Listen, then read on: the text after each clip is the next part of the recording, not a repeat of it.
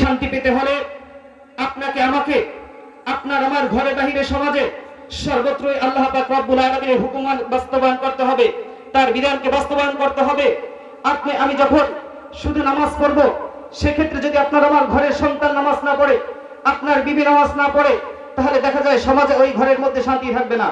বাবা এক পথে চলবে, সন্তান আর এক পথে চলবে, তখন ওই ঘরের মধ্যে সমস্যা লেগেই থাকবে। এজন্য আপনাকে যেমন ইসলামের হুকুমত পালন করতে হবে, আপনি আপনার সন্তানকে সেইভাবে ইসলামের হুকুমত পালন করাবেন। আপনি বাধ্য করবেন, চেষ্টা করবেন, আল্লাহ পাক রব্বুল আলামিনের কাছে দোয়া করবেন। তখন দেখা যাবে পরিবার যেমন শান্তিতে ভরে যাবে, তখন আস্তে আস্তে আপনার পরিবার দেখা দেখি অন্য পাশাপাশি পরিবার এরকম শান্তির মধ্যে আসবে। আপনার দেখা দেখি তার ভিতরে ইসলামের হুকুমত প্রতিষ্ঠা হবে, সমাজ পরিবর্তন হবে, সমাজের মাধ্যমে দেশ ও জাতি পরিবর্তন হয়ে যাবে।